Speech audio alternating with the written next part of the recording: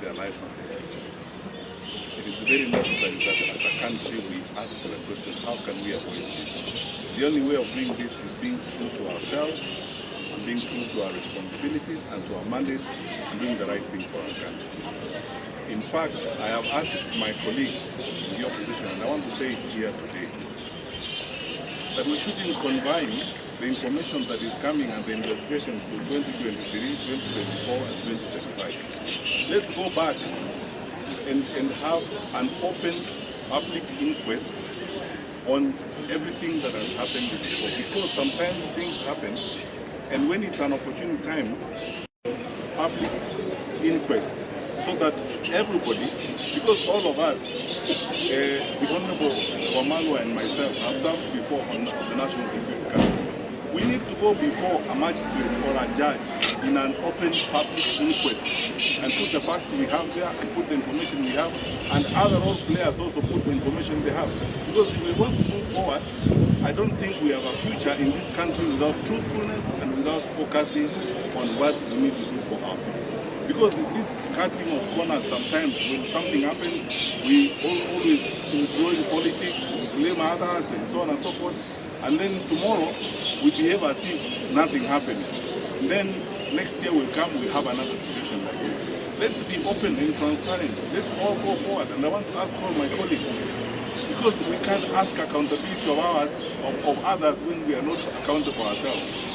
Let us go and explain some of these things that have happened even before 2023, so that we can now move forward together as a country with all facts and everything has been had and resolved.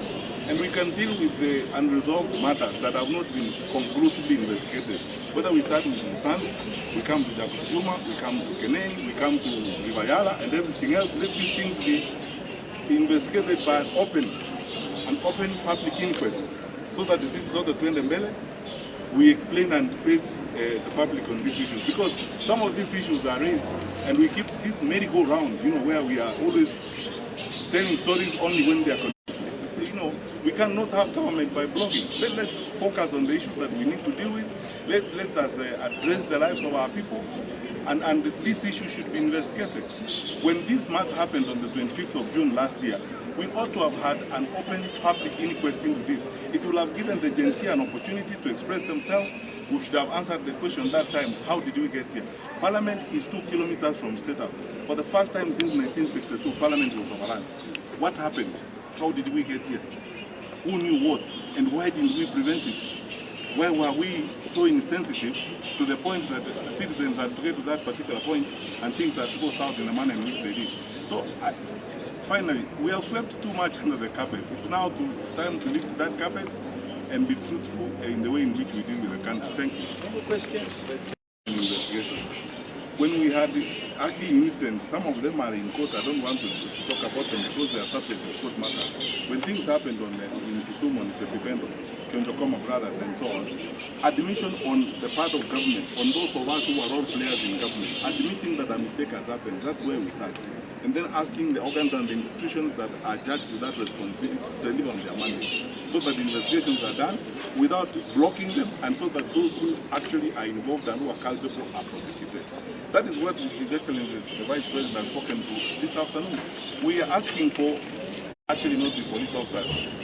What do our police officers think about some of these things? And then there are so many stories around this that ought to be addressed in a straightforward manner, in my view. Let us not sweep things under the carpet. So the difference is admission on our part. Where there was a mistake, we admitted there's a mistake here, and we sorted it out. Investigations were going on. And by the way, some of these files are open, and even if there's got additional information on these files, it's your duty as a citizen to give the information to the authorities, and prosecution commences. None of us, even the 3 of us who are here or the 4 of us who are here, none of us is above the law. I've never lived above the law even for 1 minute in my life. So the most important thing, get facts, not to play politics with security matters, so that when it's convenient, you can say this. When it's not convenient, you say the other. Let's go on and deal with these issues. If there are matters that have not been resolved, if there are issues that have not been done, let them be investigated. And that's what we're calling for public inquest. Yes, maybe afraid that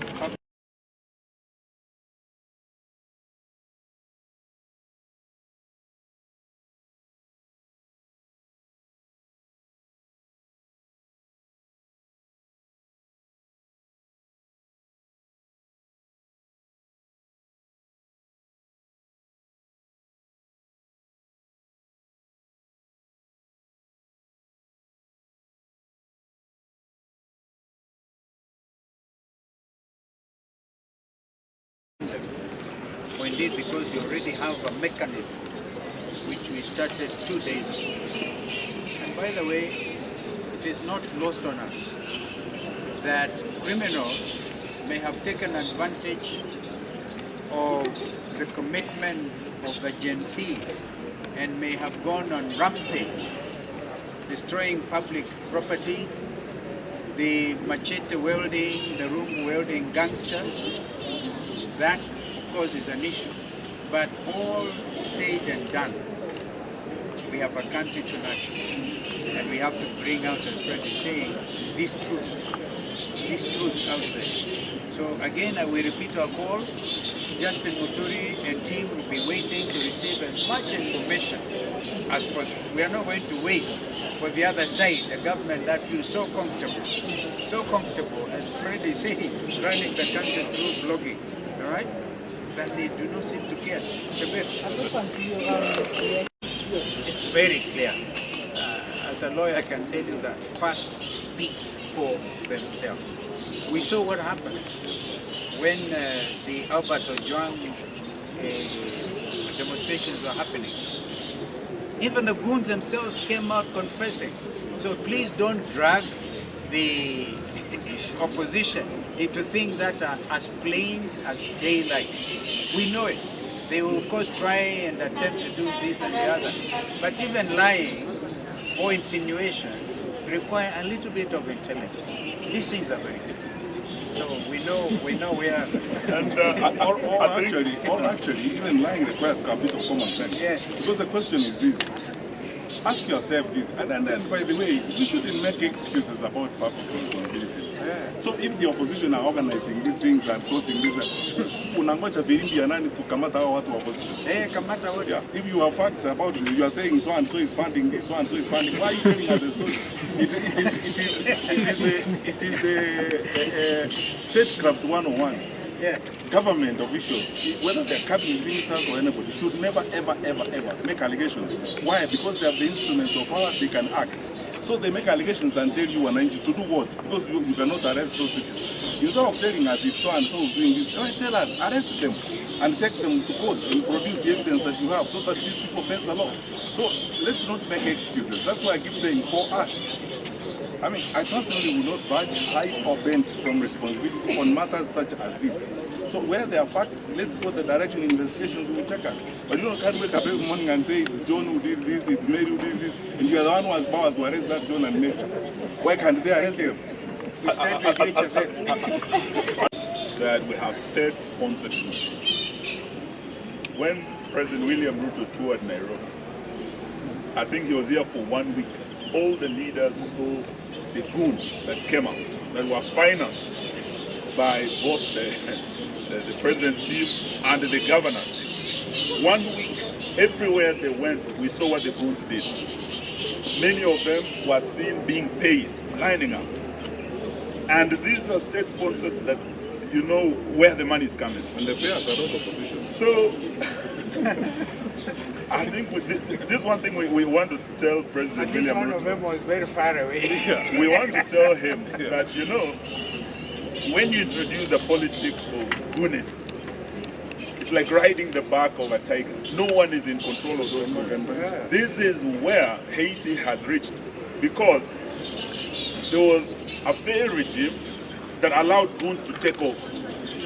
So when William Ruto cannot send our police officers over 12,000 kilometers away in Haiti to deal with goons, then at home he is sponsoring goons with his government.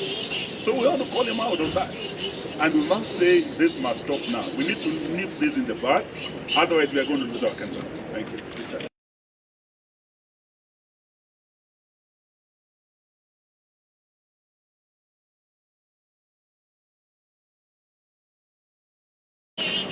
You've grown up in this country, you're a young president, you have seen your people. I would like him to send, the way he sent Murkomen to go and look at the shops in CBD, let him come and see the kids who have got wounds, who have been shot, who are in bed in this place. And I want to say this, if there is no justice, there will never be peace in this country. If there is no justice, Kenya will never be anything. So let the president decide whether he wants to be a statesman or a local village boy who has got power and money. Thank you. Thank you very much.